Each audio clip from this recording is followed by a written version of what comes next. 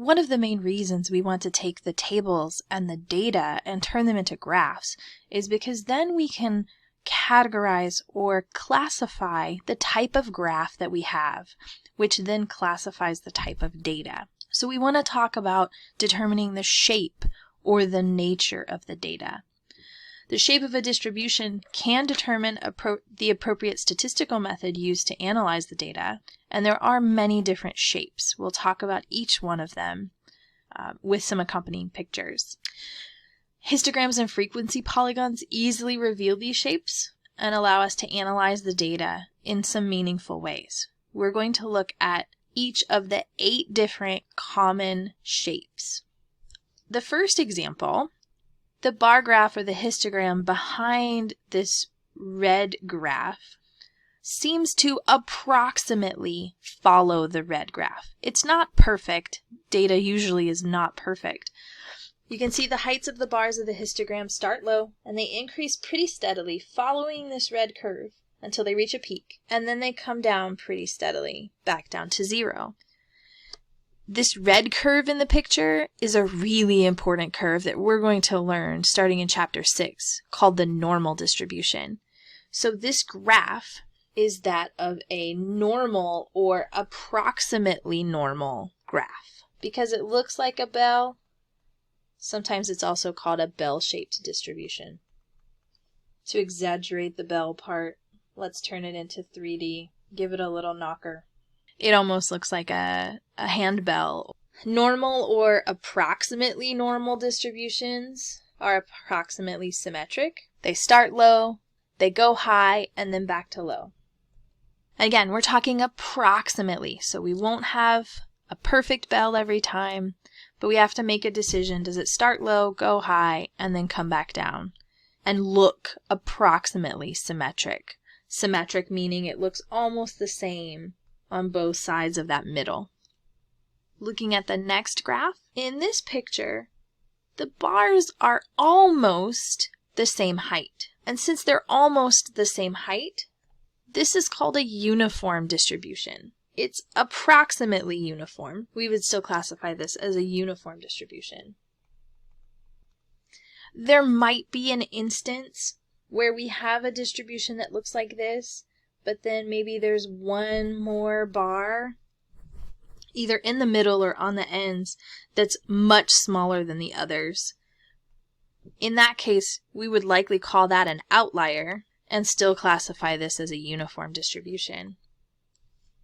In the third example, we have a graph that starts low and it increases very quickly to its maximum, to its tallest bar.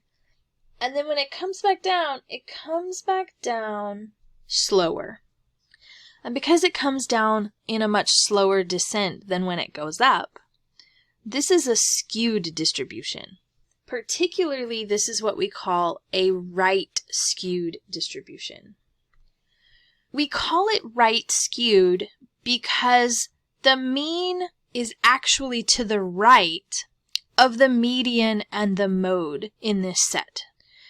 Another way to think about right-skewed data, or a right-skewed distribution, is to think about someone punching the data. This is meant to be someone, a fist.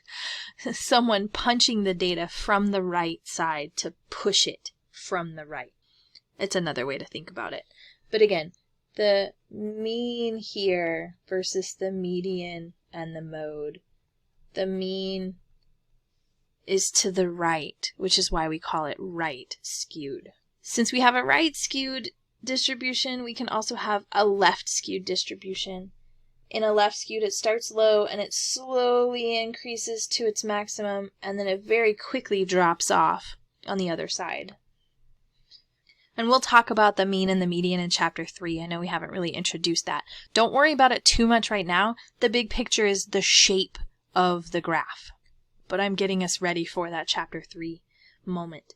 For the left skewed, we can say the mean is less than the median, or the mean is to the left. So here we have our median in the middle of that height, but our mean might be somewhere to the left. And we can look at this left skewed data set in the same way that we did right.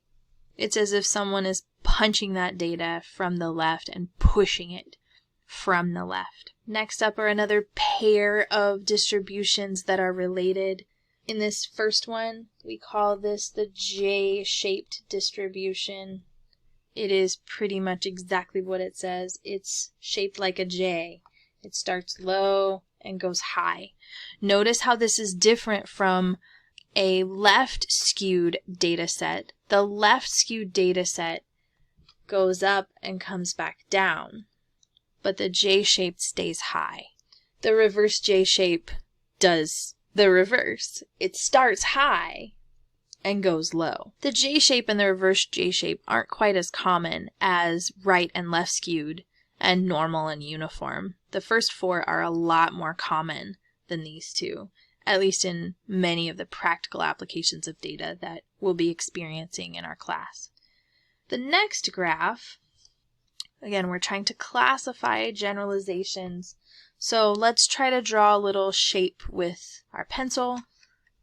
And here we start low and we go high and then we come back down and we go back up. We call this bimodal. Bimodal, meaning two modes, bimodal. Ultimately, there are two peaks, two tallest points in the data. And then the last one, it's almost like the normal distribution upside down. We start high and go low and then go back high. This is called a U-shaped distribution. Not one that we use often, but they are in existence. The ultimate point being for all of these 8 different common shapes is if you are given a histogram or if you create a histogram, and we're creating these histograms from grouped frequency distributions, we would not classify cumulative frequency distributions because they are always increasing. So we're only looking at the grouped frequency distributions or the relative frequency distributions for these graphs. The point being for these graphs is we want to be able to classify. What does that graph look like? Is it normal? Is it uniform? Is it right or left skewed? Less common but still applicable? Is it J-shaped, reverse J-shaped, bimodal, or U-shaped?